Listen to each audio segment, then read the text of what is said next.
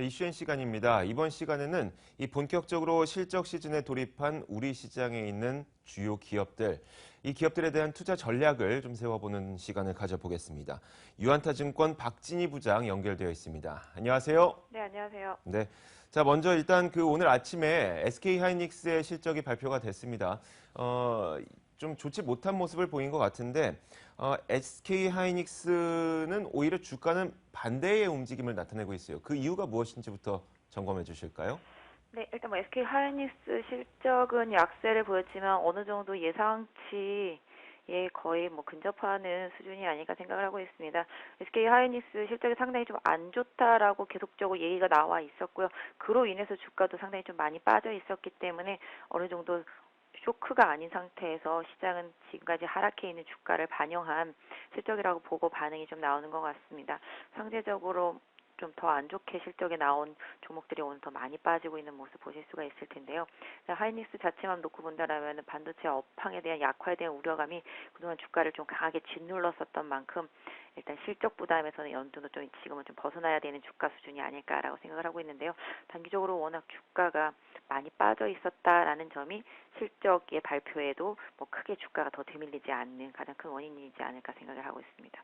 SK하이닉스의 실적이 이렇게 좋지 못했던 이유가 사실 중국의 반도체 굴기 때문 아니겠습니까? 그런데 이 중국은 앞으로도 이 반도체 산업에 대한 투자를 더 강화할 것으로 보이고, 그렇다면 앞으로 SK하이닉스의 전망도 밝지 않다고 봐야 됩니까? 어떻게 봐야 됩니까? 기본적으로 삼성전자와 하이닉스가 가지고 있는 전체적인 캐파를 생각해 봤을 때 일단 삼성전자와 하이닉스는 가격 경쟁력을 가지고 있습니다. 그래서 전체적으로 중국이 계속 투자를 하면서 따라온다 할지라도 일정 부분 앞서가는 부분들, 특히 이제 계속적으로 고사양의 메모리를 계속적으로 출시하고 있다라는 점에서 봤을 때는 일단 분명히 우월적인 위치에 있는 것은 맞다라고 볼 수 있겠습니다. 그래서 중국이 계속 쫓아오는 제품들이 하이엔드급은 좀 아니기 때문에 이런 부분들을 감안한다라면 계속적으로 좀 투자를 해야 된다라는 부분이 조금 더 아쉬운 부분이겠죠. 그래서 따돌리기 위해서는 좀 추가적인 투자를 계속 해야 된다라는 부분이 아쉬운 부분이 하겠습니다만 지금의 점유율이 쉽게 뺏길 수 있는 점유율은 사실은 아니라고 생각하는데요.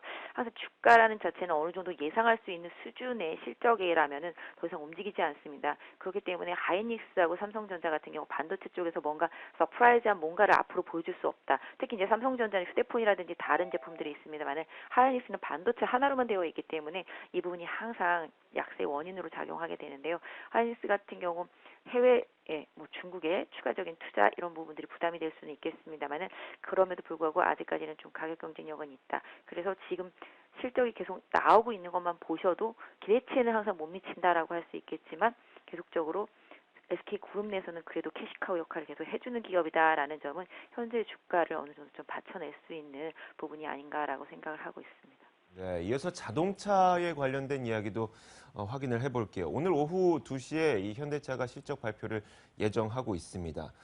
일단 제가 지난해 말만 하더라도 현대차의 어떤 시장 점유율, 판매량이라고 하죠. 판매량이 좀 개선되고 있다 이런 소식도 많이 들어봤었고, 그리고 원화 약세 요인으로 인해서 현대차의 실적도 좀 개선되지 않을까 이런 기대감도 있는데 어떻게 나올 것으로 보이고 이에 대한 이 자동차주를 들고 계신 투자자분들은 어떤 전략을 사용하는 게 좋을까요?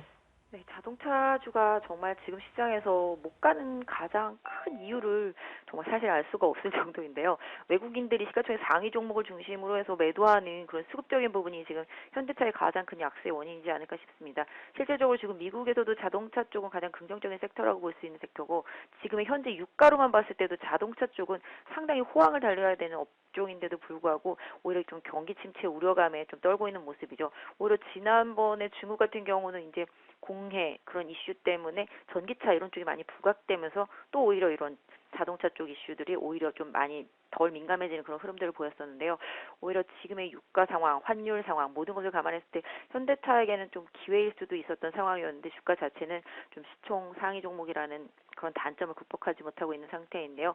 그다음에 현대차 같은 경우 실적은 어느 정도 좀 예상치 수준은 충분히 맞출 수 있는 가격 상황으로 좀 실적이 나올 것으로 기대를 하고 있습니다. 유럽이나 그다음에 또 특히 국내에서도 어느 정도는 좀 선전을 해줬을 것으로 보여지고 있고요. 미국 시장에서도 그리 나쁜 실적은 나오지 않을 것으로 보여지고 있습니다. 다만 이제 중남미 쪽, 신흥국 쪽 이런 쪽에서의 환율 약세 이런 부분들이 현대차의 좀 실적에 압박을 좀 가할 수 있는 부분은 아닐까라고 생각을 하고 있습니다. 네, 알겠습니다. 자, 이어서 다음 기업은 LG화학인데요. LG화학도 오늘 실적 발표를 앞두고 있죠. 장 마감한 이후에 실적을 발표할 것으로 보이는데 일단 LG화학은 이 부진한 실적이 전망이 되고 있습니다. 이런 가운데서도 주가는 좋지 못한 것 같고요. 자, 전략 어떻게 세울까요? 네, 지금 LG화학보다 더 지금 위험한 게 이제 삼성 SDI인데요. 13% 정도 지금 급락하고 있습니다. 삼성 SDI가 어닝 쇼크를 내면서 급락을 하고 LG화학도 우려감 때문에 급락을 하고 있는데요. 사실 상대적으로 LG화학은 항상 그동안 실적 발표할 때마다 그다지 시장을 좀 실망시킨 적은 별로 없었습니다. 이번에도 뭐 어느 정도 안 좋을 것이라는 예상 하에서 많이 빠지고는 있지만 그럼에도 불구하고 다른 기업들과는 조금 다른 차별화된 실적을 보여줄 것으로 기대를 하고 있는데요. 지금 오히려 LG화학의 더 급락세는 실적 우려감도 실적 우려감이지만 오늘 뭐 어느 정도 일정 부분 좀 이슈가 나왔던 뭐 중국에서 전기차에 대한 뭐 보조금을 중단한다라는 말은 뭐 그런 이슈 그런 뉴스들이 어느 정도 더 영향을 많이 주는 것이 아닌가라고 보여지고 있고요. 오늘 뭐 2차 전지 전체에 대한 부분적인 좀 안 좋은 뉴스들이 계속 많이 나오고 있어서 이 부분이 더 영향을 많이 주는 것 같습니다. 그래서 LG화학 같은 경우 오히려 이번 기회 이후에 실적 발표로 인해서 만약에 주가 하락이 나타난다라면은 오히려 좀 LG화학은 좀 더 긍정적으로 접근해야 될 포인트를 잘 찾아보는 데 좀 주력을 해야 되지 않을까. 그래서 하락이 어디에서 머무리되는지는 조금 더 지켜봐야 알겠지만 오히려 실적이 쇼크로 강하게 나오지만 않는다라면은 이번 조정도 한번 기회를 삼아봐야 되겠다. 다만 지금 전체적으로 단기적으로 화학주들이 상당히 추세를 강하게 달려왔었기 때문에 이 추세가 최근에 꺾이기 시작했거든요. LG화학도 32만 원과 34만 원대에서 저항이 상당히 강해지기 시작하면서 중기 이평선과 중기 이평선과 단기 이평선 모두 하향 이탈하고 있기 때문에 주가에 좀 추가적인 하락이 좀 단기적으로 좀 더 이어질 수 있다라는 점을 좀 기술적으로 염두에 두시고요. 일단 LG화학은 실적 자체를 먼저 좀 확인하는 게 더 급선무가 아닐까 싶습니다. 네, 알겠습니다. 아직까지는 섣불리 판단하기 어려운 이 주가 상황인 것 같습니다. 지금까지 유한탄증권 박진희 부장과 함께 했습니다. 오늘 말씀 고맙습니다. 네, 감사합니다.